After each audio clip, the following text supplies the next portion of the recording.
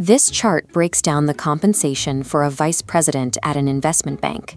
Your total income is $450,000, placing you inside the top 1% of earners. However, the number on the screen is quickly carved up. Roughly 45% goes to taxes, $6,500 a month goes to rent, and the remainder disappears into brokerage transfers and high-end living expenses. Maintaining this income requires near-constant execution. You are running $300 million transactions while analysts build the models. It is 9:41 p.m. Your Bloomberg terminal is still open, and your compensation relies entirely on your ability to stay at that desk. Looking at this over a 10-year timeline, the limitation becomes clear. This income is linear. It arrives on payroll cycles, and if you stop working, the cash flow stops. Every year, you essentially start back at zero, trading your finite time for a salary that has to be rebuilt from scratch. Despite the high statistical ranking, this is not true wealth accumulation. It is a high-velocity cycle of earning and spending where your financial standing is tied strictly to your labor. The ceiling of that linear track is revealed when you meet a private equity partner. He's worth $80 million. He doesn't spend his day executing deals. He spends 10 minutes asking a single question about leverage tolerance before buying the company you're pitching. This schematic shows how the transaction is actually split. Your bank provides the debt package, acting as a service provider. The partner's fund provides the equity, the ownership stake. Your bank will earn a $6 million advisory fee, a fraction of which might eventually reach you as a bonus. But the equity upside for the partner could reach $70 million. The scale of the reward is no longer tied to the amount of time spent in the meeting. This highlights the divide between the earner and the owner. While the earner tries to maximize a salary, the owner is looking for equity stakes that grow independently of their daily work. When your net worth crosses $5 million, you transition from an earner to an accumulator. Your capital begins generating returns that rival a professional salary.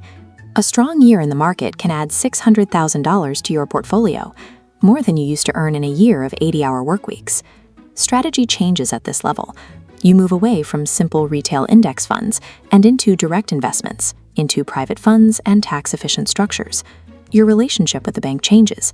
They assign you a dedicated advisor because your balance sheet now qualifies for private client services. At $20 million, the math shifts. This graph shows portfolio returns replacing professional salaries, generating millions without a single call. The graph becomes a network map of private deals. You bypass public markets, joining exclusive logistics and venture rounds. You are participating in transactions. You have moved beyond hoarding cash. You are now an investor, deploying capital into private assets that generate wealth while you sleep. Crossing $100 million changes your objective from owning shares to owning control. Instead of funding acquisitions, you are the one acquiring significant stakes that allow you to dictate the direction of the business. At this scale, you sit on boards and decide strategy. You aren't analyzing a company. You are approving expansions, hiring executives, and managing risk. Because you own the operational asset, the distance between your decisions and their consequences disappears. When the company's costs rise or revenue grows, the impact is felt immediately on your personal balance sheet. Ownership at this level creates a different kind of responsibility. Your capital is no longer a passive number in a brokerage account. It is the engine of a tangible corporate entity. At the $1 billion mark, you stop thinking about individual companies. You transition into a capital allocator, focusing on the macro movements of wealth across entire industries. Your wealth is deployed through holding companies and structured vehicles, moving billions into global sectors like infrastructure, energy, and credit markets.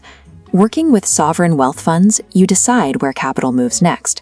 These multi-year commitments alter the trajectory of entire sectors within months. Wealth at this level is no longer personal, it is institutional. Your decisions help determine which markets receive the liquidity they need to function. Above the billionaire allocators is a structural layer, the architects. These are the individuals who design the frameworks that move capital across the globe. Wealth is managed through offshore trusts and family offices across multiple jurisdictions.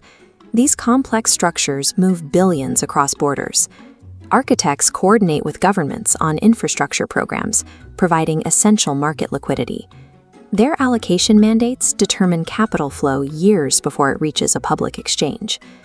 This reality is a world away from the young analyst opening his terminal for the first time.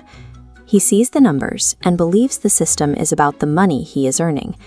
But as you move through these tiers, the mechanical truth becomes clear.